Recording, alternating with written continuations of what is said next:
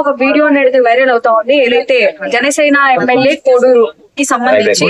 So దీనిపైన ఈ వ్యాఖ్యలు ఇది ఎలాగంటేనమ్మా, యాక్చువల్ గా జనసేన ఎమ్మెల్యే అరవ శ్రీధర్ గారు అని రైల్వే కోడూరు ఎమ్మెల్యే అయిన.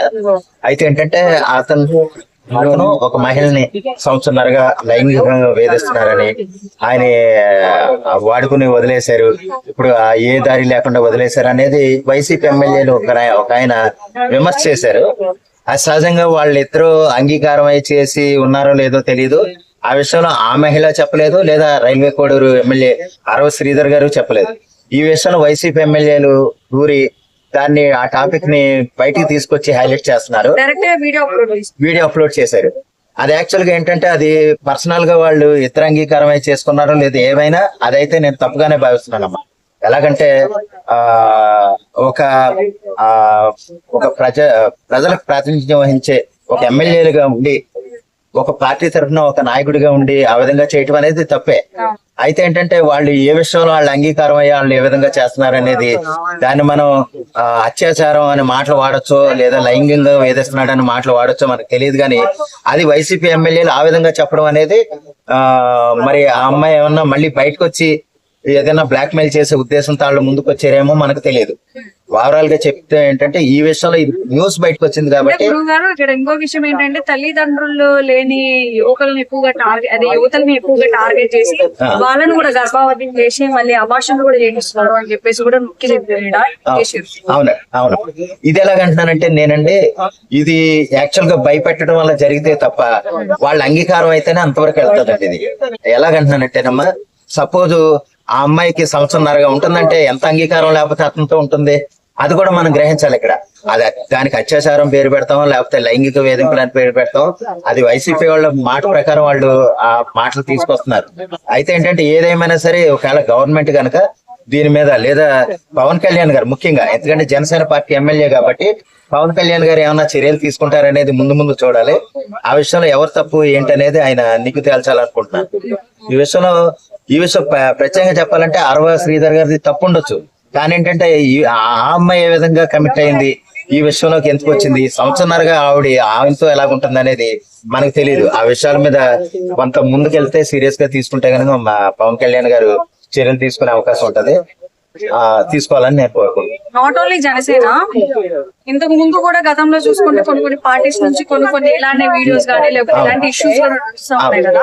ఎందుకని ఇలాంటి ఒక మంచి అధికారంలో ఉన్న వ్యక్తులు ఎందుకు ఇలాంటి పనులకు పాల్పడతా ఉంటారు? ఇది యాక్చువల్ గా అంటే మనం రెండు రకాలుగా చెప్పొచ్చండి. ఈ మాట ఎందుకంటున్నానంటే రెండు రకాలుగా అన్నమాట. యాక్చువల్ గా ఇప్పుడు సాధారణ స్త్రీలు, ఎంతో మంది మామూలుగా ఉన్న స్త్రీలు ఒక ఎమ్మెల్యేతో కనెక్ట్ అయితే మేము ఎమ్మెల్యే భార్యని అని చెప్పుకోవచ్చు, ఎమ్మెల్యే తాలూకా అని చెప్పుకోవచ్చు కదా. వాళ్ళు అడ్డదిడ్డంగా ఎదగాలనుకుంటారు, అలాగనుకునే వాళ్ళు ఉన్నారు. లేదా వాళ్ళు ఫైనాన్షియల్ గా మనం సెట్ అయిపోతాం, మనకి ఏ ఇబ్బందులు ఉండవు, మనకి ఎమ్మెల్యే గారు ఉన్నారు, మన వెనకాల ఎమ్మెల్యే గారు ఉన్నారు, మనకు కావాల్సింది ఉందో మన ఆర్థికంగా మనం నిలబట్టడానికి ఉంటది, దానివల్ల మనకి ఏమి ఇబ్బందులు ఉండవన్న ఆలోచనలో ఉండే మహిళలు ఉన్నారు. దానికోసం తర్వాత కొంత ఎదిగిన తర్వాత ఎవరో ఒకరి సహకారం తీసుకుని దానికి బ్లాక్ మెయిల్ పేరు చెప్పడం, లేకపోతే లైంగిక వేదికల పేరు చెప్పడం, అది వేరే పార్టీ వాళ్ళని ట్రాప్ చేసి ఇదిగో అమ్మ నిన్ను అలా తీసుకున్నాడు కదా, నీకు ఇంకా భవిష్యత్తు ఇస్తాం, మేము నీకు అవసరమైతే నీకు ఫైనాన్షియల్ గా ఏ ఇబ్బంది లేకుండా చూస్తాం, నువ్వు మా వెనకాల ఉంటే గనక, మేము చెప్పింది వింటే గనక, మేము చెప్పింది వింటే నీకు ఏదైనా చేయగలుగుతాం అని వాళ్ళని నమ్మించి డైవర్ట్ చేసే పార్టీలు కూడా ఉంటాయి. ఇది సహజం అండి. ఎందుకంటే ఓవరాల్ గా చెప్పాలంటే అట్టదారిలో ఎదుగుదాం. ఒక సామాన్యుడిగా ఉన్నారండి, రోజుకు సంపాదన వాళ్ళు కూలి పనికి వెళ్తే గడవదు, కానీ ఏంటంటే వాళ్ళు చాలా బాగుండొచ్చు, అందంగా ఉండొచ్చు. ఆ విధంగా ఏదో విషయంలో ఎక్కడికో వచ్చినప్పుడు, ఏదో పర్యటనకు వచ్చినప్పుడు ఎమ్మెల్యే గారు కనెక్ట్ అయ్యి ఆయన ప్రతిరోజు ఇది అలాగే సంవత్సరంన్నర అయిన తర్వాత కూడా చివరికి వేధింపులు అది దాని మాట అయితే అది కరెక్ట్ కాదు. వాళ్ళ అంగీకారం లేదా వాళ్ళు అడ్డుగోలుగా ఎదగాలని వచ్చారో ఏ విధంగానైనా సరే అది దర్యాప్తు మీద ముందుకు తెలుస్తుంది తప్ప మనం ఎన్ననుకున్నా అది మనకు పూర్తి విషయాలు తెలియదు. అది వైసీపీ వాళ్ళు అంటే వేరే పార్టీ వాళ్ళు లేవదీసిన ఆపేక్షిత, అంతేగాని జనసేన పార్టీ వాళ్ళు మాట్లాడేది కాదు. అలాగే ఒక జనసేనలోనూ లేదా తెలుగుదేశంలోనూ ఉంటదని కదమ్మా, ప్రతి పార్టీలోనూ ఇటువంటి విషయాలు ఉంటాయి. ఇలా పర్టికులర్ ఒక ఎమ్మెల్యేని లేదా ఒక ఎంపీనో కనెక్ట్ అయ్యి మనం యాక్చువల్ గా కొన్ని సమావేశాలు చూస్తే గనక ఎమ్మెల్యే గారి చుట్టూ చాలా మంది ఆడవాళ్ళు ఉంటారు.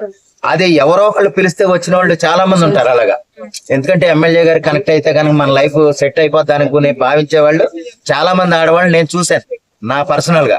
అందువల్ల ఈ విషయాన్ని నేను చెప్పగలుగుతున్నాను తప్ప అది అది వాళ్ళ మంచిదారో చెడ్డదారో ఏదైనా సరే వాళ్ళు ఎదగాలి, వాళ్ళు ఫైనాన్షియల్ గా నిలబడిపోవాలి, మన వెనకాల ఎమ్మెల్యే గారు ఉన్నారన్న ఆలోచనే వాళ్ళకి ముందుండొచ్చు. ఆ విధంగా కొన్ని చర్యలు ఉంటాయి.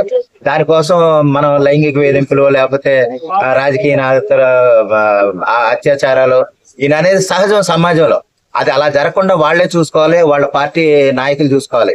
అది మనం పబ్లిక్ లోకి వచ్చినప్పుడు ఏంటంటే కొంచెం జాగ్రత్తలు వాళ్ళు కూడా తీసుకోవాలనేది నా ఆలోచన. ముందు ముందు అవి జరగకుండా చూసుకుంటారనేది నా ఉద్దేశం.